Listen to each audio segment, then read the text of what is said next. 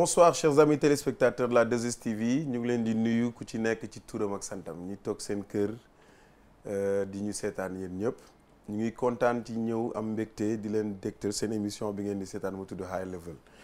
High Level mooy niveau bi gën a kawe ñu wëgg di ci waxtaan ak suñu ay mbokk naataangoo yoo xamante ni ku ci nekk mi ngi yëngu ci mbir yàgg ci ba pare am gis-gis bu leer bu ñu bëgg partager askan wi. tey ma leen di dalal sama benn xarit boo xamante ni sama xarit la waaye tamit professionnel la si li muy liggéey muy Bakary Coly.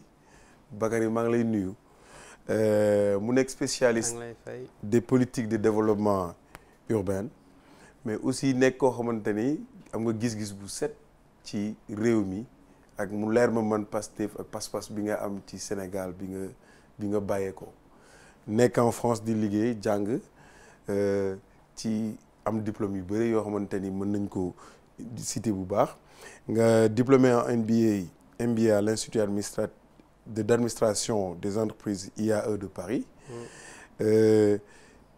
Déjà ci loolu bu ñu ci tàmbalee dama lay njëkk wax di la dalal jàmm. ci réew ne la bismillah. jërëjëf mon ami. dama lay dalal jàmm ba pare di la wax Bakary Coly. lan la fan la provenance yi c'est dans le sud. Bah pour provoquer la duma la répondre. Ok. Parce que man j'aime bien le plus petit multiplicateur commun, pas le plus petit diviseur commun. Voilà. Machallah, machallah. Voilà. Donc j'espère que dinañ ci wax inchallah. Sénégalais. Ouest africain.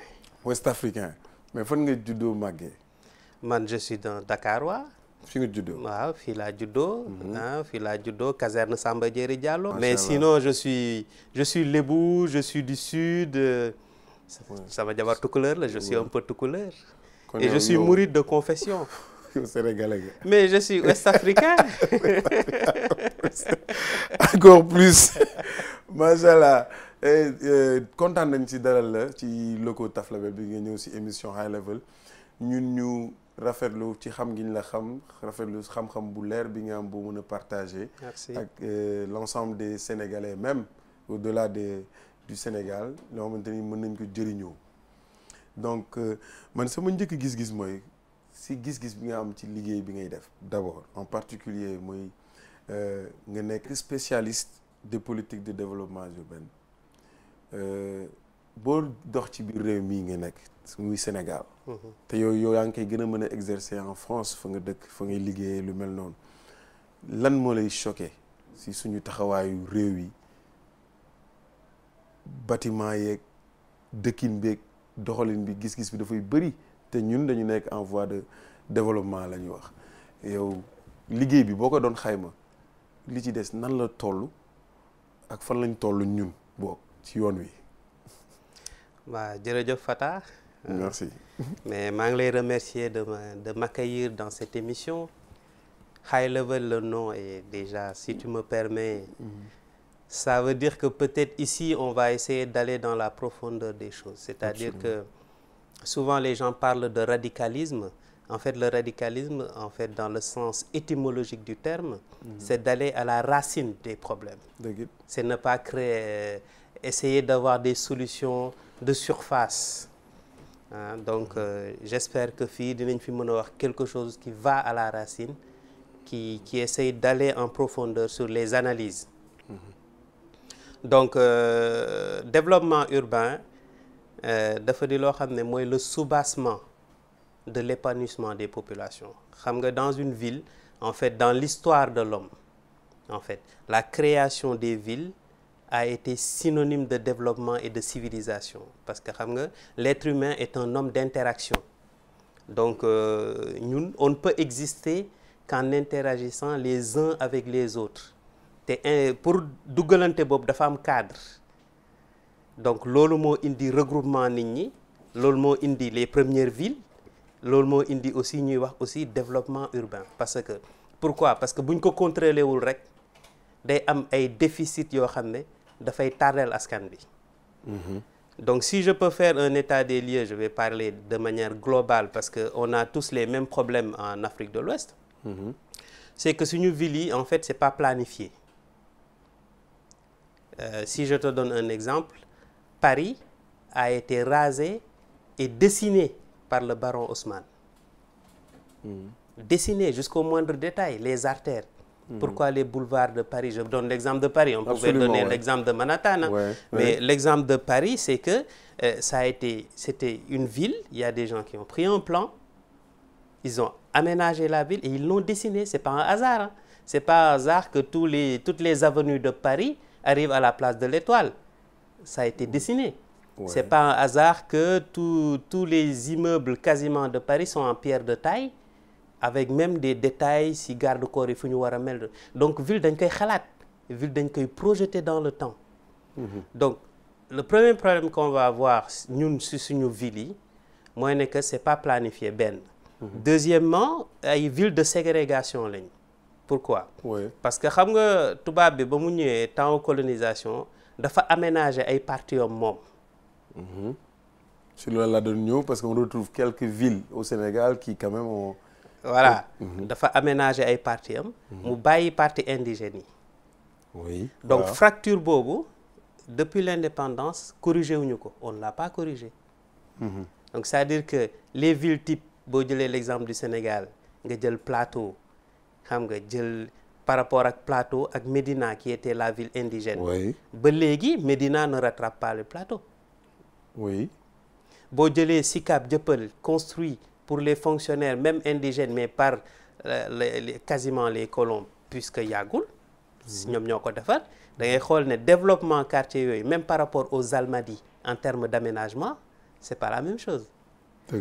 Donc les villes africaines et le Sénégal ne fait pas exception, Dakar notamment, en fait sont des villes de ségrégation parce que on garde cet historique. soo waxee ville de ségrégation pour ñi ñuy seetaan di ñuy déglu dafa am beneen anam bu ñu koy déggee léegi lan ngay tuddee ville de ségrégation. Non, ville de ségrégation maanaam mooy quand une partie de la population jouit d'équipements publics meilleurs que ceux des autres. D'accord, waaw. Loolu nag c'est un héritage un peu français parce qu'on va le retrouver aussi un peu dans les quartiers sensibles en France.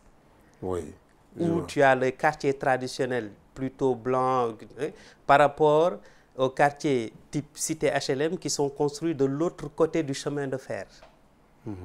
Donc tu as un développement qui c'est pas pareil. Donc ici c'est pareil. Les quartiers qui étaient urbanisés par le colon, faits pour eux, en fait, sont encore mieux que les autres quartiers qui ont un développement spontané, globalement peu planifié, et donc on a ce problème d'équilibre dans l'aménagement du territoire et de planification en fait. Mais pour ce fait, tu ne penses pas que par exemple ça a valu, comme on dit, ça a valu du temps pour que la France ou Manhattan mel ni mu mel ci jëmmal mais dafa jaroon reculer pour yegg foofu. Mais et puis ça a valu des siècles pour être là, pour en arriver là, non? Alors non, léegi le Sénégal am ay bopp ay nit ay xalaatkat yu liggéey même dans ce domaine ici dans ce pays et qui toujours ñoom ay problèmes d'assainissement dans des secteurs de partout en fait. Donc du coup c'est quoi qu'il faudrait qu'on reprenne tout ce travail au début wala da nga gis ne c'est quoi le travail à faire selon toi? Alors, on va essayer de rentrer en profondeur. Xam nga en termes d'assainissement, les Romains l'ont réglé depuis 2000 ans. Oui. Les villes romaines étaient assainies. Donc on parle de quelque chose qui varie selon le temps et des gens ont déjà trouvé des solutions à des problématiques d'assainissement qui sont très concrètes. Les Romains l'ont réglé depuis 2000 ans. Donc c'est pas une question. Et en plus, les retours d'expérience des autres devrait nous permettre de ne pas commettre les mêmes erreurs. Donc il y a cette affaire-là. Lionel Jospin moo ko wax, je ne suis pas fan de lui. Il était candidat à l'élection présidentielle au Bénin, mais il a dit l'avantage de l'arriération, c'est-à-dire que bu la ñenn jiitoo ci benn yoon am expérience buñ ci am yow war ngaa mën a profiter du retour d'expérience pour bañ a daanu ci kàmb buñ daanu woon ñoom. Dëgg it. Mais on ne le fait pas. Mais le problème foofu tamit il est ailleurs. Le problème, il est sur le fait que nous, on est dans du mimétisme. On n'est pas dans la création de notre modèle de développement qui correspond à nos problématiques tropicales, en fait, qui correspond à notre vision du monde. Donc, on est dans du mimétisme. Une ville, c'est un concept. C'est un lieu où on doit vivre, dormir, s'amuser, se développer, s'épanouir, travailler. C'est ça le concept. Ce n'est pas obligé que ce soit des tours et des gratte-ciels et que ça ressemble à la Défense. Ouais. Il y a d'autres sujets. Absolument. Donc il est de là, c'est-à-dire reprendre les concepts pour nous-mêmes, faits par nous-mêmes et pour notre bien-être et pour nos populations. Notre environnement. Donc il y a ce problème de conceptualisation, c'est-à-dire de s'arrêter et de dire où est-ce qu'on va aller, quel est le modèle de la ville africaine. Parce qu'au jour d'aujourd'hui, si on rentre dans le mimétisme, on a changé de temps. Le temps de la création de Paris n'est pas le temps d'aujourd'hui. Pourquoi? Pourquoi? Parce qu'aujourd'hui, on est confronté au changement climatique. Les pluies vont être fortes, irrégulières, le temps n'est pas le même. On a d'autres défis.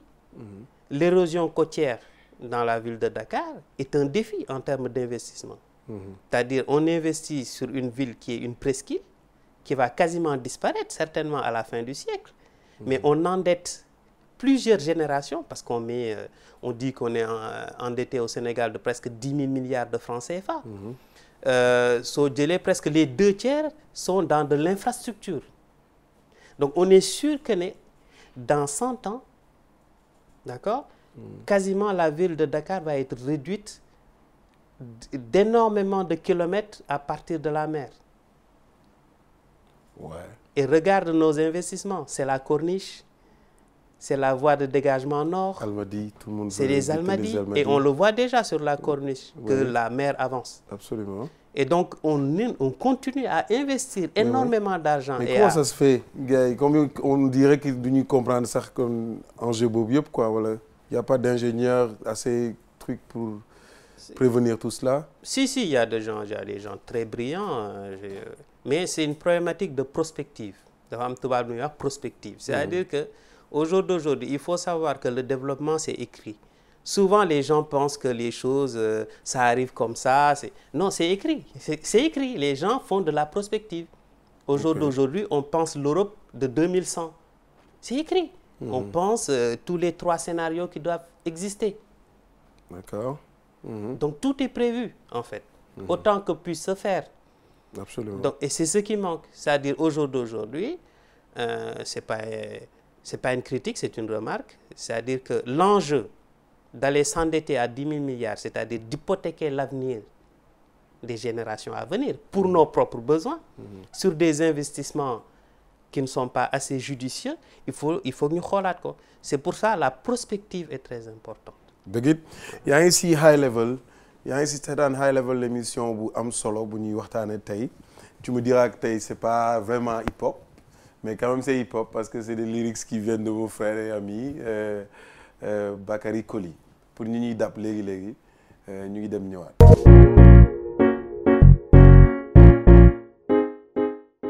Asalaamaaleykum, yéen a ngi ci biir High Level pour ñu ñuy dab ci émission bi sur la 2STV di émission moom dañuy man de en tout cas si sama xalaat bu ndaw rek lu ma xalaat ak ku ma xalaat ni war na mën a jëriñ toute une génération dinaa ko woo ñu partager. Donc merci de m'avoir permis de faire cette émission parce que xam naa ni amoo jot xam naa ni bu baax a baax ku ñàkk jot nga mais ku am yitte nga. jërëjëf c'est important.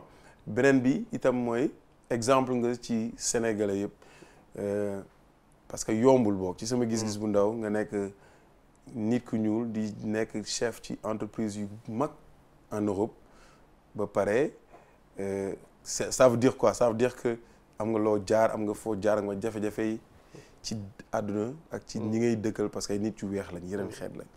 Donc pour ne pas créer de différence à cela lan mooy motivation bi la yóbbu ba nga yegg ci niveau boobu? Ouais, mais merci Fata pour cette question. Motivation mooy il faut bien représenter l'homme noir partout où on est. ça peut paraître des concepts d'arrière-garde parfois, mais il n'a jamais été aussi dangereux pour un homme noir de vivre sur Terre. Aujourd'hui, on a les mêmes problèmes qu'avant. C'est-à-dire que moo tax on doit baliser la route pour les autres. On doit faire de notre mieux pour rehausser la valeur d'estime de l'homme noir. Question de marché là nag, c'est pas une question de sentiment ou d'émotion. Valeur d'estime, c'est la valeur d'estime qui fait que si on te fait une voiture en métal et on fait une voiture en plastique, tu vas choisir la voiture en métal parce que tu estimes que le métal est plus solide. Peut-être que le plastique, c'est du composite fait, c'est solide, c'est super, mais loolu la ñuy wax valeur d'estime. Donc l'homme noir souffre d'une problématique de valeur d'estime qui est liée à l'histoire et qui nous suit partout, malheureusement, et qu'il faut challenger pour arriver à faire quelque chose qui serait exemplaire pour ñeneen ñi, pour les générations qui viennent. Déjà qu'ils aient des modèles. Je prétends pas être un modèle. Non, machallah. mais qu'ils aient des modèles, qu'ils y croient. Parce que quand on voit que quelqu'un a réussi, on se dit, ah d'accord, je me reconnais en lui, je peux y aller. Voilà. Et je pense que pour ñun, c'est très important. T'as jamais été freiné par ces yenn considérations ici, c'est liggéey. ci dëkk tubaab yi boo fi nekkee. C'est une galère du quotidien.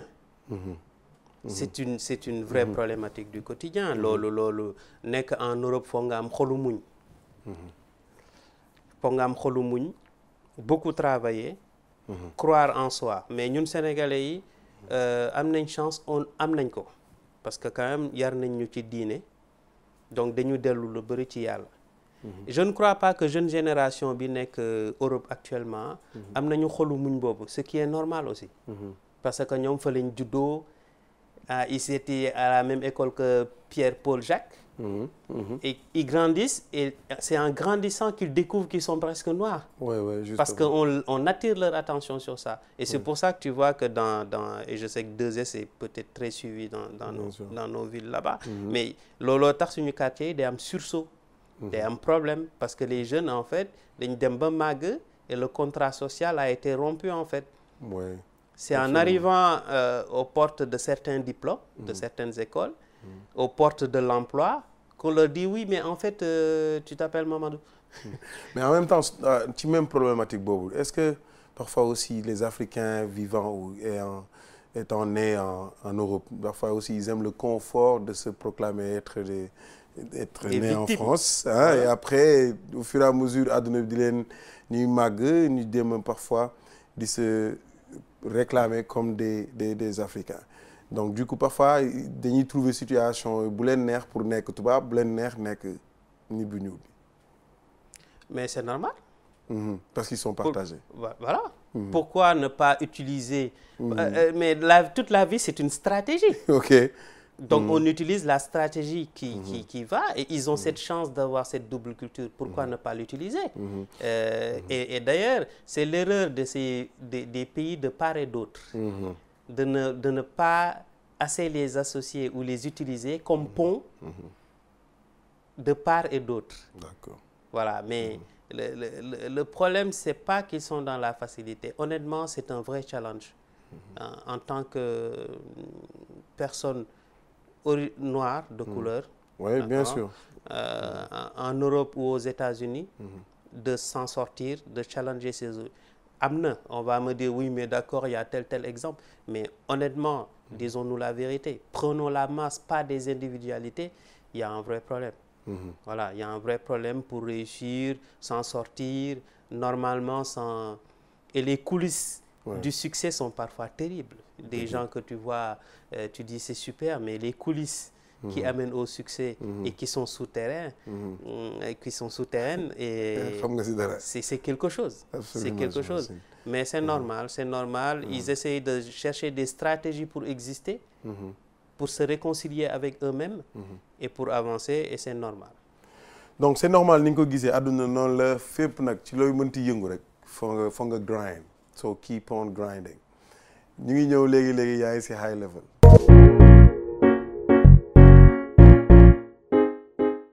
salaamaaleykum high level yéen a ngi toujours bu ngeen ñuy door a dab ñu ngi ci biir high level yéen ñi ñuy seetaan sur la 2STV donc tey ma dalal sama benn xarit Bakary Coly mu ñuy waxtaanal si de manière générale ci gis-gis bu mu am ci Sénégal Bakary sur la question de l'immigration clandestine bëri na jotaay yi may toog di ko dégg ci télé yeeg yëpp dañuy jël sujet bi teg ko si ñu bëri si le fait que mu am déséquilibre si société bi kër gi parents yi ni ñuy xoolee léegi taaw beeg caat bi day parfois révolté keneen ñenn ñi ne parce que amul emploi si dëkk bi dafa metti dëgg-dëgg ñenn ñi ne aussi am nañu liggéey mais li ñuy am matewul ñoom si li ñuy def te donc rêve bi moom moo tax ñu war a dem parce que jàpp nañ ni ku tukki ñaar ñett sa affaire yi dox nga war a ñëwaat donc tukki mooy solution bi. ba mu jaral leen ñu jël yoon bi lan nga leen di wax. Fata question bu am solo nga ma posé et ça me pèse parce que je suis l'information au Sénégal la manière bu ñu waxee ci immigration clandestine parfois ça me choque. Parce que derrière ces masses, derrière ces chiffres, il y a des noms. Il y a quelqu'un qui s'appelle Ibou Ndoye. Oui. Qui est un gars que j'apprécie. Qui est mon voisin à Yène. Qui est mort en laissant une femme enceinte derrière lui. Donc ça me fait du mal. Donc c'est des questions qu'il faut appréhender avec beaucoup de sérieux. Qu'il ne faut pas politiser. Parce que c'est très facile d'avoir eu la chance d'avoir un poste, de porter son costume et de se pointer à la télé, de parler d'histoire, de statistiques et de mettre d'un revers de la main des vies et d'autres vies derrière. C'est ça qu'il faut comprendre. Quand il y a un décès, il y a des parents, il y a des frères, il y a une famille, il y a des enfants. L'impact est énorme. Donc ce n'est pas une question à prendre à la légère, à politiser. Et encore une fois vraiment xam naa ne naqari nañu bëri ci dëkk bi. Mais les débats que je vois sur le sujet me peinent énormément. Voilà. Et je m'incline devant la mémoire de nos chers frères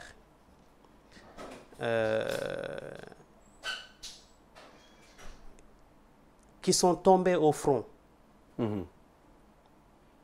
Et je vais dire une chose. Depuis que cette affaire-là commence, d'immigration clandestine, depuis les années 2000 à peu près, entre géej bi ak suuf bi parce que on parle de la mer, mais on oublie que suuf si mësta arrêté. Bon. Il y a à peu près au moins 5000 morts, ne nous cachons pas la vérité. Kan moo fi amul voisin wala ku mu xam de loin ku décédé wul ci traversée bi. Arrêtons, disons-nous la vérité, am na fépp. Bon, fu mu xewoon ci benn dëkk qui se respecte, ça ferait fait un scandale. Dëkk bu mu munti woon xewoon, que des jeunes meurent comme ça, par désespoir, ça aurait fait un scandale. Que ñu taxaw naan la dafa yàkkamte àddunaam, dafa machin. Souvent, ceux qui te le disent, c'est les mêmes qui n'hésitent pas d'acheter une Toyota de 100 millions sur le dos du budget du public, d'accord, et qui donnent des leçons aux gens. Donc, quand tu te permets d'être dans un pays pauvre et tu oses acheter une voiture de 100 millions de francs CFA parce que tu es président d'un conseil d'administration d'une boîte qui ne fait pas grand-chose pour le pays, tu te tais. Déjà, remarque boobu laa bëgg a def. Oui. Et c'est normal. Mais attendez, quand vous demandez à un jeune qui est là en train de nettoyer des voitures, loolu mooy liggéeyam, on lui a dit, écoute, bats-toi parce que le régime socialiste n'est pas bon, fais des marches, ñu dóor la lacrymogène, rey la, gars yi ñëw, PDS ñëw toog. Le pays n'a pas changé, mais eux ont des immeubles. Et le même jeune, il continue à laver des voitures. Hein. Bon, il avait 20 ans, PDS dem na, il a 32 ans. Il continue à laver des voitures. Et il loue une chambre à Yeumbeul. Ou à... Voilà. On lui dit non, reviens à la rue, PDS, ils sont nuls, ils sont mauvais, reviens, bats-toi, machin. Donc il se fait tabasser, machin, il a son copain qui est mort. Je m'incline devant la mémoire de ces gens qui sont des héros. Il est mort dans la rue. On lui dit non, Benno Bokk Yakaar, c'est super. Oui. Donc bats-toi, Wade non, troisième mandat. Non. Il retourne dans la rue, matraque, des morts, les gars, ils arrivent. Le mec, il avait 32 ans, si tu me suis bien. Bien sûr. D'accord. 2012, on est 8 ans après. Le mec, il est toujours laveur de voiture. Sauf qu'il a 40 ans, le mec. Il ne peut pas se marier, il n'a pas d'enfant. Il est laveur de voiture, il est dans la même chambre qu'il est à Yeumbeul, avec plus de problèmes pour du transport, parce que la ville n'est pas gérée. Ouais. Il y a plus de monde, plus de voitures, et comme on n'a pas anticipé, il y a plus d'embouteillages. Qu'est-ce que tu veux que ce mec y fasse? Alors, je vais te dire, c'est ce qu'on appelle la résignation acquise. Il y a une expérience. Mais est-ce que est-ce que le tout ça là, cette réussite ou l'évolution de cette disons même de cette déception va se résumer sur le fait que l'État ne fait pas grand-chose? Non, je vais revenir sur l'État. Xam nga dafa bëri dans un problème donné, c'est un arc-en-ciel de causes.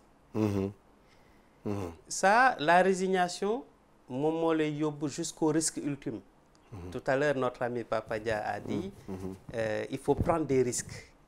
Mais il n'y a qu'un seul risque qu'il ne faut pas prendre, c'est risquer sa vie. Parce qu'il n'y a pas de retour. Quand on se risque sur un business, on fait faillite, mais on apprend.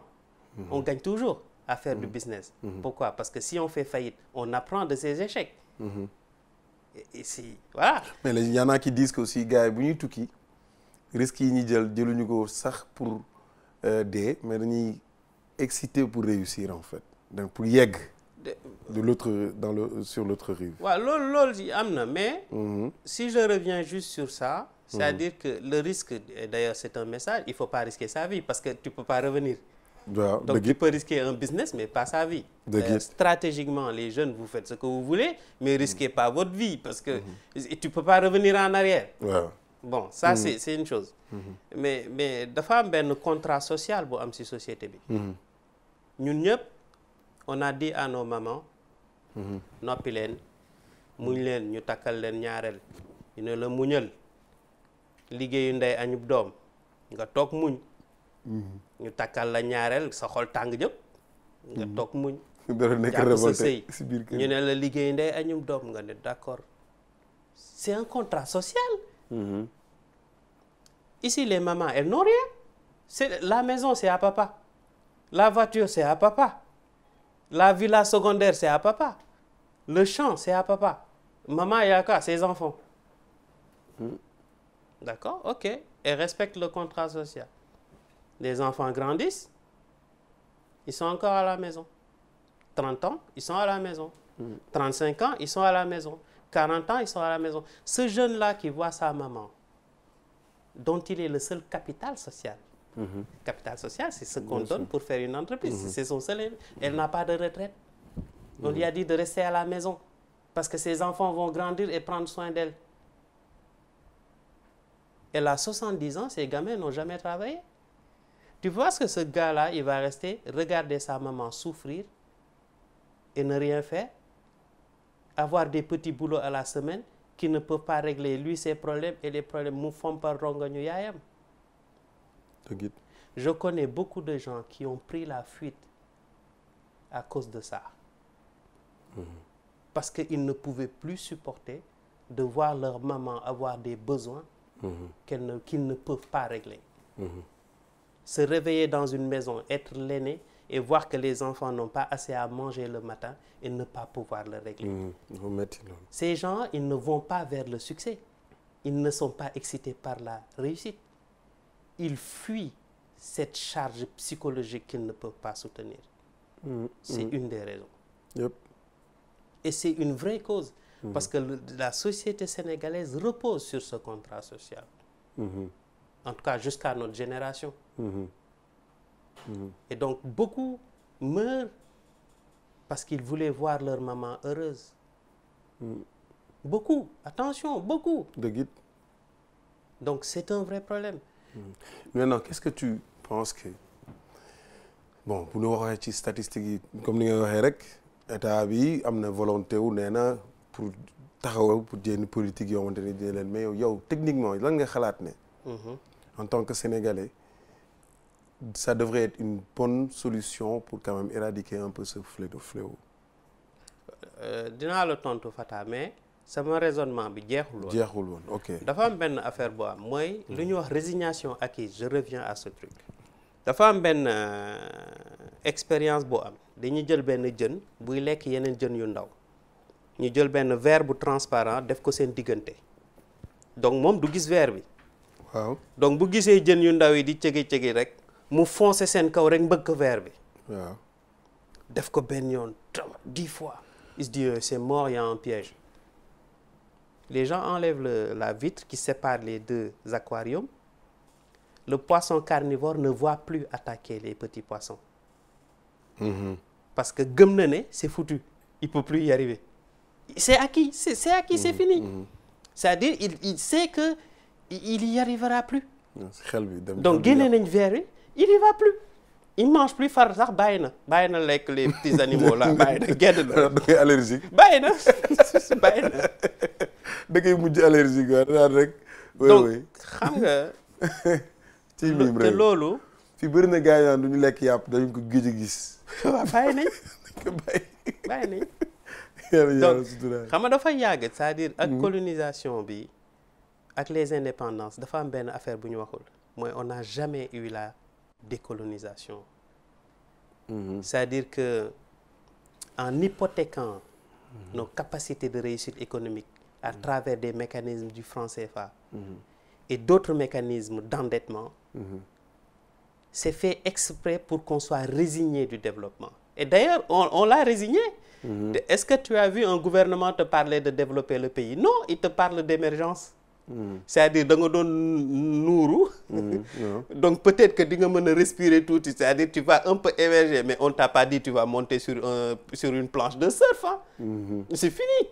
T'as pas un gouvernement en Afrique qui va oser dire aux petits jeunes vous allez être des surfeurs. Non, on va dire tu vas émerger, tu vas émerger un peu. Mais c'est dû à quoi? Tu penses que c'est juste par rapport au discours, ils veulent juste dañu bëgg nax nit ñi mais amuñu benn ambition selon toi? Non, c'est xam-xam yeeg gis-gis yi. Alors j'espère être concret parce que le problème est compliqué. Quand même. L'Afrique est au cœur de la mondialisation depuis le départ. Parce que lan mooy mondialisation. Mondialisation, c'est acheter à un endroit moins cher, mettre de la valeur et vendre chez soi plus cher. Et son excédent, il faut être capable de l'écouler ailleurs. Ce n'est ni plus ni moins que ça. C'est ça la mondialisation. On peut nous raconter ce qu'on veut. La mondialisation, c'est que Fata, tu es capable d'aller acheter à Saint-Louis un truc pas cher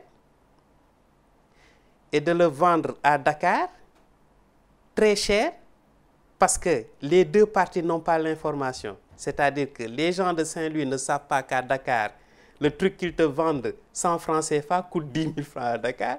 Et ceux de Dakar ne savent pas que Saint-Louis affaire bi dafa lamb. Donc, il y a une information qu'il faut gérer et stocker contre les deux parties. Et il faut ses intérêts pour se fournir à bon compte, toujours. Donc, depuis le début de la mondialisation, avec des avancées technologiques sur les moyens de transport, l'Afrique est la victime de la mondialisation. Ça a commencé avec la Chine déjà à l'époque, vers les années 1500. Parce que la Chine avait imposé le paiement des impôts en argent. Et la plus grosse réserve d'argent qui existe, d'argent pur au monde, est en Chili, est en Amérique latine. Chili ou Pérou dafa. Donc il fallait extraire loolu noonu. Pour yóbbu ko Chine parce que dafa fa doon jar. Donc xam nga mondialisation foofu la démarré. Donc quand ils ont essayé les Amérindiens sur la dureté de la labeur, dañ doon dee. On a trouvé l'idée géniale de dire mais tiens, on a nos esclaves en Afrique qui commençaient et donc on va les transporter là-bas. C'est la première fois qu'on commençait à dire ok, l'Africain était devenu une marchandise essentielle à la mondialisation. L'Afrique en général, y compris nous. Ouais. Y compris nous, parce qu'on était des marchandises. Absolument, oui. Et depuis lors, on ne s'en sort pas. En réalité, l'analyse de nos problèmes d'aujourd'hui, ce n'est que l'Afrique est une victime de la mondialisation. Si on pense, le mec qui va se réveiller un jour en te disant qu'il va développer le Sénégal avec le système mondialisé actuel, ne vote pas pour lui, il n'a rien compris. Ouais. Parce que la mondialisation est fondée sur un accès presque gratuit aux ressources en Afrique et sa distribution au reste du monde qui était un peu plus avancé que nous. Oui. Compare entre avant et aujourd'hui. Moi, je trouve que ça s'est empiré. Pourquoi? Je vais m'expliquer. Avant, on nous attachait pour nous mettre dans des bateaux. Aujourd'hui, c'est nous qui sautons dans les bateaux. Oui. D'accord? D'accord. Voilà. Avant, on savait qui on avait en face. On avait des blancs qui nous voulaient du mal. Aujourd'hui, on a des noirs, mais qui sont peut-être blancs dans la tête, ou je ne sais pas, qui nous dirigent, ou qui ont signé des choses qu'on ne comprend pas, et qui nous font pire que les autres. Aujourd'hui, on te tire une balle parce que tu es noir, que ce soit aux États-Unis comme au Sénégal. Il est profond le problème. Au Sénégal, on peut t'emprisonner, tu restes 4 ans, on te dit finalement tu n'as rien fait, au revoir. Tu peux penser ça en Europe? Tu peux penser ça qu'un blanc, au jour d'aujourd'hui, va être emprisonné au Sénégal pendant 4 ans déjà que son ambassade ne réagit pas. Et puis on le libère comme ça en lui disant merci, au revoir, on s'est trompé. Ça n'existe nulle part. Mais pour l'homme noir, c'est pas grave. On le voit tous les jours dans les rues de Dakar. Tu peux te faire tabasser, c'est pas grave s'il est noir. Mais ça veut dire quoi? Ça veut dire que nos dirigeants ñu ci bëri dañuy sàggane askan wi ak objectif yi ñu war a am, mais en même temps sénégalais yi aussi dañu docile, c'est un peuple docile qui est prêt à tout prendre. Non, dinaa répondre si dirigeants yi du question de critiquer pour critiquer. Ouais, je pense que on est tous pris plus ou moins dans le système mondialisé. Oui, je vois. C'est-à-dire qu'à leur niveau, eux, ils sont dans un niveau mondialisé à mort, où c'est une lutte à mort, où leur voix ne compte presque pas, où les gens ont des moyens de pression qui sont terribles. Mais li may wax ni mooy pexe amul pour Afrique génnagum ci, Sénégal en particulier. Non, pexe am na bien sûr. Di nga ci yegg. pexe am na. mais je vais finir suñu rubrique. Voilà. Studio waaw. Ah super. Waaw. Pexe am na parce que l'Afrique a toujours été quand même victime de ses élites. Oui. Les premières scènes d'esclavagisme se sont passées avec le roi du Congo de l'époque. Mais l'élite congolaise à l'époque avait adhéré à ce système et était même partie au Portugal. Ñu def leen ay seigneurs ñu foog ne ñoom ñoo ci nekk. Ils ont oublié que tant que l'Africain serait considéré comme une marchandise, leur situation allait basculer un jour ou l'autre. Ils l'ont pas compris. Et je pense que cette affaire se répète toujours. Les élites africaines sont souvent les bourreaux de leur peuple parce qu'ils n'ont pas su faire face au système mondialisé malheureusement. Et c'est encore le cas aujourd'hui. Et en fait, il y a ce problème, mais toujours les problèmes ne sont pas simples, Fatah. Je suis désolé de dire. L'organisation étatique, qui est de type jacobin, donc centralisée, avec un présidentialisme fort qu'on a utilisé par mimétisme à la France, en fait, est notre plus grand point faible. Pourquoi? Parce parce que s'il y a une personne qui décide tout, et cette personne, elle est manipulable, on peut lui mettre la pression. C'est très facile. Que personne ne comprend. David. Que personne ne comprend. Si l'État était décentralisé, avec des pouvoirs mieux répartis dans les régions, on n'aurait pas eu ce problème. Parce qu'à la place d'une personne qu'on peut manipuler, on a 10 personnes. C'est quand même un peu plus compliqué. Donc, il y a l'organisation que nous avons choisie, enfin qu'on nous a imposée, dont on a hérité, qui pose problème. Il y a un deuxième problème qui est que l'État dont nous avons hérité n'est pas l'État français qui a fait la Révolution française. Les droits de l'homme, c'était en France. Mais l'État français qui est arrivé là, c'est un État prédateur, c'est un État colonial. Et on a hérité de cet État. Donc, est-ce qu'on l'a interrogé? Donc, le problème n'est pas désespéré, mais j'essaie de donner des indices. C'est-à-dire que l'État français, donc la France bourgeoise qui a fait la Révolution française pour libérer les gens, n'est pas l'État dont nous avons hérité. Nous avons hérité de l'État colonial, qui est un État prédateur. Et qu'est-ce qui a intéressé cet État?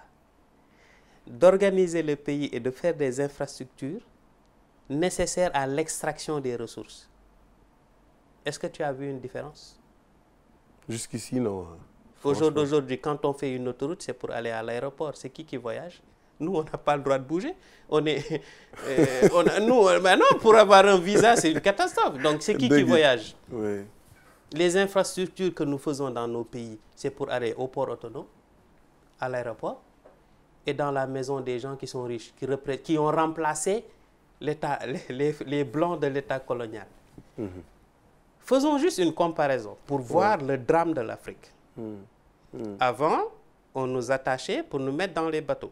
Aujourd'hui, c'est nous-mêmes qui nous mettons dans les bateaux ou qui allons en Libye où on risque d'être esclaves. Mais on y va quand même. Tout de même.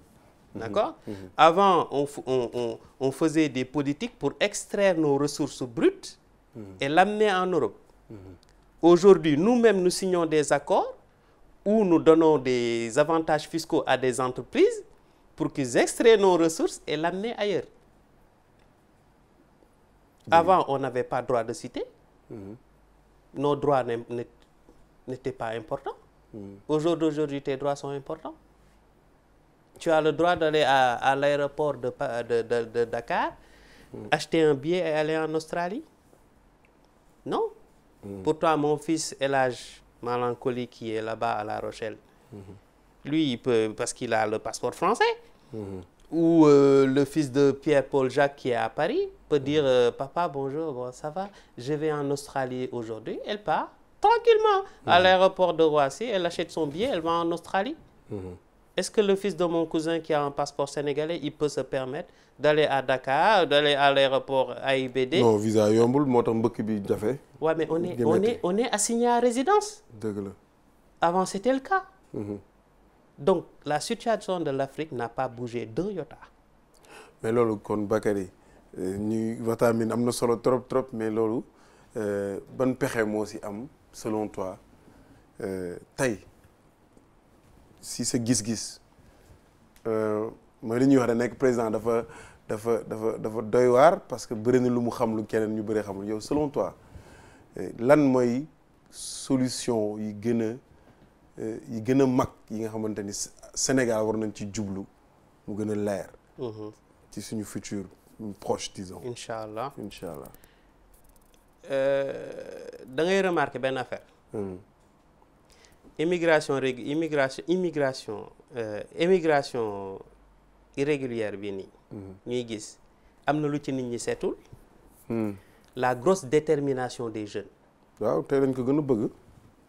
C'est-à-dire que non, c'est-à-dire qu'ils sont déterminés. Il faut attends, dañuy yegg. C'est-à-dire nga dox traverser le désert. ak li ngay daj entre Mali Burkina. nga traverser désert bi et puis boo daanoo duñ la for. nga dem ba Libye. mais volonté dox boobu nga jël bateau. wala nga. mais ñi jaar Brésil ba jaar jóge fa dem Mexique ñëw New York nag am na ko ma si toogal. Est-ce que tu peux imaginer. non ils sont déterminés. donc xam nga loolu ressource humaine bu doy waar a ngi noonu. waaw des gens aussi déterminés. ku leen jox le cap. jox leen l'exemple. mais tu casses la baraque. mais loolu comment tu le réussis. tu penses par rapport ak Sénégal bi nga xamante ni peut-être aussi am na bëri na aussi complexe si nit ñi yu ñu développé seen biir seen bopp seen esprit ba nga xamante ni teg ay projet liggéey sax sénégalais duñ koy def lu bëri du ñuy liggéey du ñu initier. waaw je suis pas très d'accord mais je vais répondre de deux manières. Ouais, d'accord. dafa am ay réponses structurelles. dëgg la loo xam ne c'est macro. dëgg la. mu am ay réponses individuelles. waaw dëgg la. et mu am benn affaire. L'exemplarité. L'exemplarité et encore l'exemplarité. Quand tu as un président africain qui fait partie des 25 pays les plus pauvres, je ne parle pas du Sénégal, hein, oui. Attention.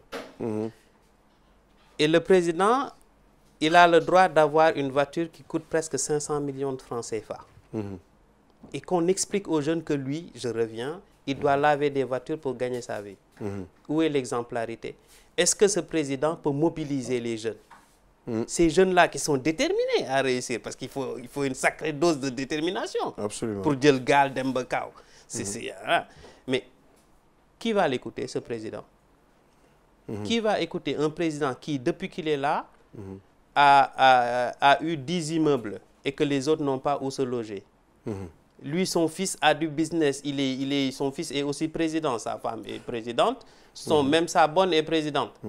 Mais de manière structurelle, qu'est-ce que tu penses que ça aurait dû quand même changer un peu la donne au niveau pour quand même éradiquer ce fléau? En réalité, je reviens dans cette question comme si...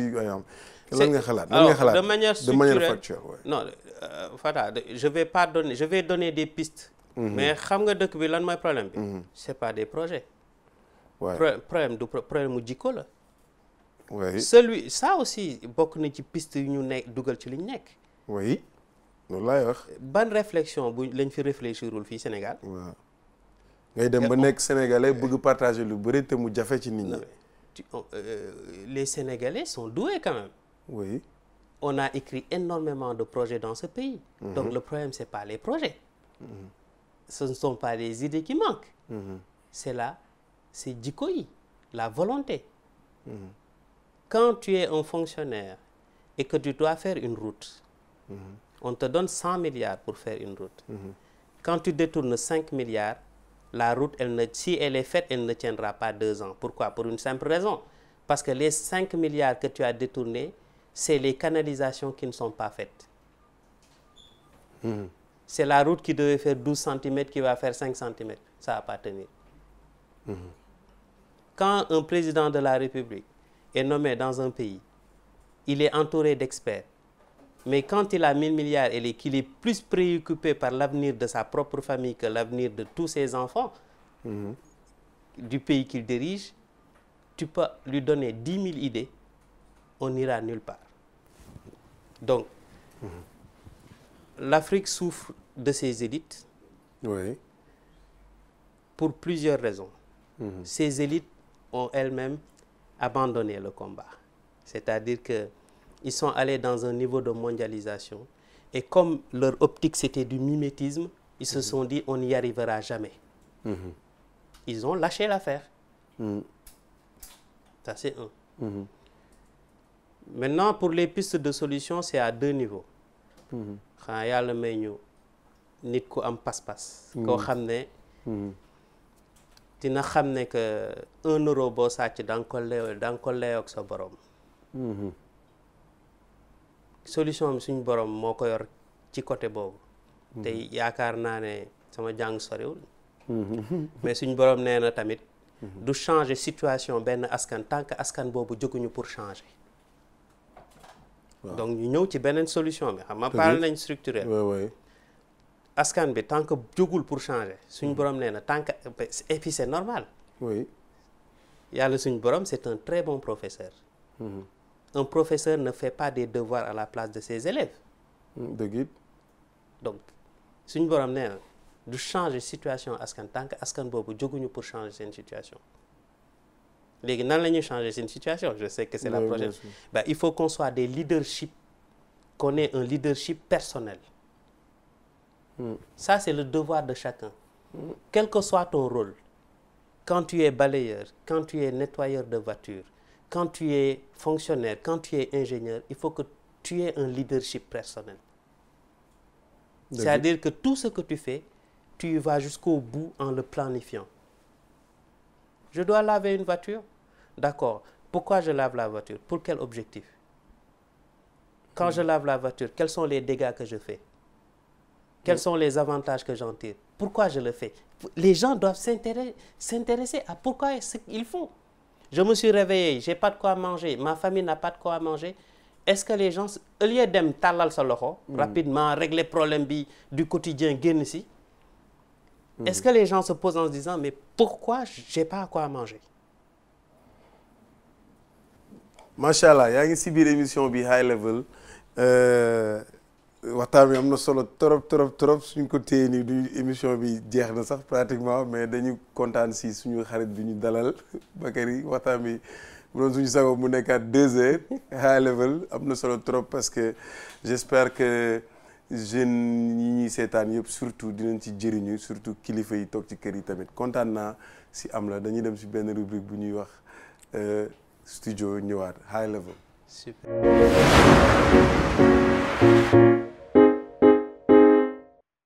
Bonsoir chers amis téléspectateurs de la 2STV ñu ngi leen di ziar yéen ñii seetaan ci High Level yenn saa ma ñëw andi fii samay xarit yoo xamante ni ñoom tamit xamuñ dara ci musique mais dañuy nekk ci studio bi parce que émission bi moo ànd ak loolu mais nag ay mélomane la ñuy nekk donc ñàkkul Bakary nga am woy boo xamante ni dina la fàttali dara wala yenn saa yenn genre musique déjà ngay déglu. Bah déjà toi. Oui. Hein? Un peu parce que musique engagée c'est toujours bien. J'aime bien Kerry James. Waaw parce que il est engagé. Oui. Voilà, il est leader. Voilà, j'aime bien genre écriture yu pointue sax. Écriture yu pointue et tu as parlé comme lui tout à l'heure d'ailleurs. Ah bon? Oui, pointu. Bah parce qu'on a des choses dans les tripes peut-être. Oui, normal. Quand tu ferais un bon rappeur, non? Moi, quand au studio tey lan nga ñuy jox ay lyrics yu hip hop wala da ñuy woyal parole bu la gën a neex. non du ma woy hip hop pour changer. Wow, pour vous provoquer. dégg nga de. Non damay woy lu populaire lu ñëpp bëgg man j'aime bien satisfaire la majorité. La masse. kon baara donc yow ban musique kan mooy sa musicien kan mooy vraiment Kerry James waaw moom mooy nekk artiste boobu da nga koy déglu tu l'écoutes. waaw Kerry James si c'est bien. Tupac que j'ai découvert dans le tard. Oui. moom da nga la mos a neex ci style moo lay woyam quoi. À un moment donné il a été très engagé et il fait du bon rap. Sincèrement okay. Il fait du bon rap. J'écoute Booba. Bah je pense qu'il est incompris. Parce que toujours je pense que un homme noir n'a pas le droit d'être incorrect. C'est presque ça. Wow, c'est vrai, c'est un artiste, il a le droit d'être fou d'ailleurs. Un artiste doit être le fou de la société, sinon il fait pas de disruption. J'aime bien écouter Booba parce que je pense qu'il est incompris et j'aime bien voir des jeunes issus de l'immigration réussir. Machallah, donc tey dañ lay yóbbu ci buuf bi xam naa ne c'est un endroit que tu n'as pas d'habitude d'y aller et donc tey rek c'est toujours exceptionnel. I like that j'aime bien nga dem woyal ñu benn woy boo xamante ni ça te tient à cœur et nga partager ko toute la jeunesse. Inch'Allah you can go man dama lay jox the booth the headphone am casque bi. Ok.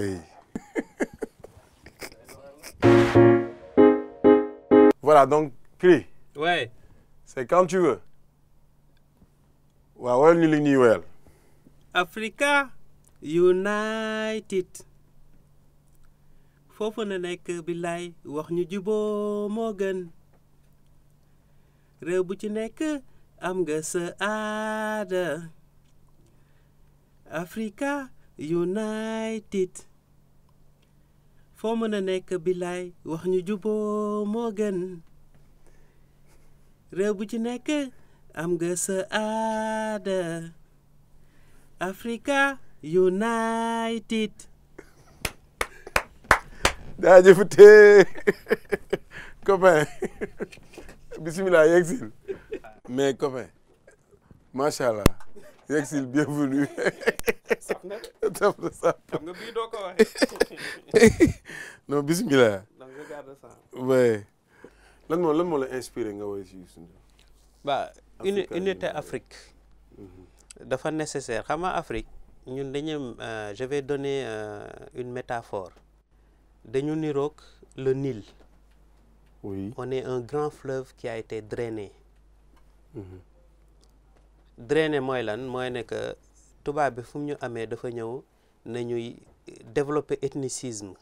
tribalisme. pour féewale ñu. et on ne se développera que suñu réformer fleuve boobu noonu suñu xamee ne lu ñu boole du benn ak lu ñu féewale xaaju ñu bay niroo. mais Bakary liggéey bu rëy la nag.